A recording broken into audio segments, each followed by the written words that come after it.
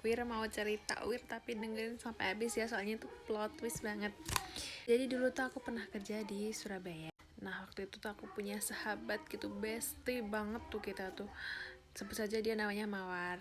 Nah Mawar ini tuh asli orang Surabaya, kalau kan merantau gitu kan, anak kos. Nah sebenarnya kita tuh bestianya tuh bertiga gitu, aku, Mawar, sama satunya lagi sebut saja namanya Dora gitu aja ya. Nah si Dora ini juga anak perantauan, juga ngekos gitu, tapi kosnya nggak sama aku. Nah kalian tahu sendiri kan kalau anak kos itu kan makannya kayak hemat banget, ngirit banget. Kadang makannya sehari sekali gitu. Nah tapi si Mawar ini tuh benar-benar baik dan pengertian banget. Jadi setiap pagi tuh kalau berangkat kerja ya, itu tuh dia tuh nyiapin sarapan, misal nasi goreng tuh dia bikinnya yang banyak banget, nanti biar bisa aku sama si Dora ini juga makan gitu, jadi nggak usah beli gitu. So sweet banget sih Mawar. Nah suatu waktu aku tuh mulai ngerasa kalau si Mawar sama si Dora ini kok akrab banget ya. Si Dora ini kok sering banget main ke tempatnya si Mawar, tidur sana, berangkat kerja bareng, terus pokoknya kemana-mana tuh berdua. Terus ya pas kalau kita tuh keluar bertiga gitu tuh, tiba-tiba tuh mereka berdua tuh, si Mawar sama si Dora ini, tiba-tiba tuh asik sendiri mereka ngobrol, dan gue kayak gak dianggap. Terus akhirnya pada suatu waktu tuh diem-dieman sama si Mawar ini tuh, gak bener-bener udah gak mau berteman lagi sama dia. Pokoknya tuh dia minta maaf tuh, aku pokoknya diem, udah gak mau gitu berteman sama dia lagi. Nah ternyata si Mawar itu dia tuh nangis ke si Dora gitu. Kayaknya aku tuh nggak mau, masa dia tuh teman pertama aku, maksudnya tuh kan si Dora kan datangnya belakangan gitu kan, sama si Mawar itu bestie banget gitu, dia teman pertama aku, masa aku kayak gini, aku nggak mau. Si Dora akhirnya tuh ngomong sama aku, Mbak, bahasa Jawa ya, Mbak, ojo meneng ke si Mawar tong, sakne lho bocah nangis ngono. Mau gak pengen meneng nih, terus pengen konconan koyo biyen ngono kan. Terus jadinya apa kalau koncoan tapi kok mesti gak mbok ajak, aku mesti gak dijak nyapa gini, aku kayak ngerasa kayak gak dibutuhkan lagi buat menjadi teman gitu. Dan terus kan si Dora itu jawab gini guys, ya sampean ki gak ngerti ae Mbak, asline ki piye ngono. Sampean ki gak ngerti ceritane iki piye. Kan aku kan tetep dengan keras kepala gitu kan. Ya diceritake wae lho, karek cerita wae. Apa sih nek tanah kanca kan ya emang yo wes ceritake wae. Soalnya iki masalah iki rumit, Mbak. Yo wes lah, ben Mawar wae lah sing ceritain sampean dhewe gitu kan. Akhirnya si Mawar itu cerita ke aku gitu, lihat WA sih gitu. Aku tuh mau jujur, tapi kalau aku jujur kamu itu masih mau jadi temanku apa enggak gitu katanya. Terus aku ya bilang gini, emang aku seburuk itu kah, aku kok nggak mau nerima kamu jadi temanku lagi. Terus dia, ada masalah ini, hubunganku tuh sama, sebut saja pacarnya dia itu ya, pacar ya dalam dia ceritanya ini pacar, namanya Alam, sebut saja namanya Alam gitu ya. Sama Alam tuh nggak direstuin sama orang tua aku, gini aku galau gini kan gitu. Terus aku kan oh alah cuma masalah gitu aja, kenapa kok aku ditutup-tutupin, kan aku bisa bantu, apa bisa setidaknya tuh tempat berbagi cerita buat kamu, bla bla bla ya gitu kan. Akhirnya kita baikan lagi. Akhirnya singkat cerita aku udah nggak kerja di sana lagi. Nah ini plot twistnya tuh di sini ya, aku pulang ke desa, terus si Dora ini juga nggak kerja lagi, dia pindah kota gitu kayaknya ya. Tapi si Mawar ini tetap kerja di sana kalau nggak salah, dari sana sampai dia tuh diangkat jadi kayak pemimpin apa ya itu, leadernya gitulah. Wir lanjut gini aja ya Wir ya, capek Wir. Tahun-tahun berlalu gitu kan, aku masih nyimpen nomor WA-nya si Mawar ini gitu kan. Jadi tuh aku tahu kalau dia tuh buat story apa gitu kan. Terus suatu waktu dia tuh bikin story tentang jualan gitu, misal posting apa gitu kan, dijualin gitu. Terus Kan aku komen kan, Mawar emangnya sekarang udah gak kerja di situ lagi gitu kan. Terus dia jawab, enggak, sekarang udah jadi ibu rumah tangga. Kok jadi ibu rumah tangga, emang udah nikah? Kan aku gitu. Iya udah, nikahnya tahun lalu gitu, dia bilang gitu. Hah? Kok aku nggak diundang? Kok nggak diposting? Kok nggak ada kabar gitu kan? Terus dia bilangnya gini, iya kita nikahnya cuma intimate gitu, keluarga aja gitu. Nah terus habis itu, kalau gitu aku minta foto, coba kirimin foto kamu pas nikahan, coba lihat, aku pengen ngerti kamu di make upin cantik gak sih, karena gitu kan. Nggak percaya, aku masa sih udah nikah gitu kan. Terus dia tuh, aku nggak nyimpen filenya gitu. Hah, kok bisa nggak nyimpen filenya, padahal kan baru 1 tahun yang lalu nikah aku gitu kan. Terus, akhirnya dia, kamu ada waktu senggang nggak, aku mau telepon kamu.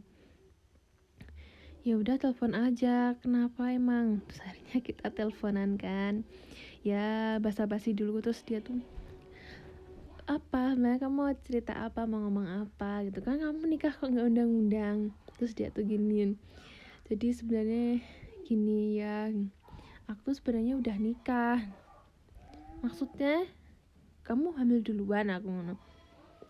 Enggak, maksudnya tuh sebenarnya tuh aku waktu kerja di situ aku tuh udah nikah. Aku kan gitu, secara muka gitu kan dia tuh nggak kelihatan banget gitu, dia kelihatan tahun sama kayak aku sih, tahun 97 gitu, tapi dia kelahirannya tuh tahunnya sama kayak aku, tapi tuh nggak kelihatan kalau dia tuh udah nikah gitu loh. Dan dia postur tubuhnya atau mungkin aku aja nggak tahu, apa mungkin aku sepolos itu, atau mungkin aku sebodoh itu gitu. Terus aku kan kayak shock gitu kan, terus kayak, kok nggak. Jadi gini, perusahaannya waktu itu tuh persyaratan lokernya gitu kan, belum menikah gitu, katanya tuh emang nggak ada gitu loh. Terus jadi tuh dia tuh nggak tahu kalau ternyata itu yang kerja di sana itu pada masih bocil-bocil semua, pada lulusan SMA semua gitu. Dia tuh nggak tahu gitu guys. Nah terus dia tuh pas, ya udah dia diem aja, karena ada ceritanya juga guys. Karena pada waktu itu tuh dia tuh baru 1 tahun nikah. Iya emang dia tuh emang bener hamil duluan kan, dia nikah terusan sama bener si alam-alam itu, ternyata itu suaminya. Terus habis itu tahun-tahun pertama pernikahan mungkin ya, dia tuh nggak cocok sama mertuanya, sama anak aku berisik gak apa ya, dia tuh nggak cocok sama keluarganya yang cowok kayaknya tuh gitu sih. Terus dia tuh proses ingin cerai gitu guys waktu itu. Nah dia tuh kan mungkin butuh uang kali ya, butuh uang, butuh dia sendiri. Akhirnya dia tuh ngelamar kerjaan di situ, dan dia tuh nggak sadar, nggak baca kalau persyaratan lokernya itu belum menikah, padahal dia tuh sudah menikah.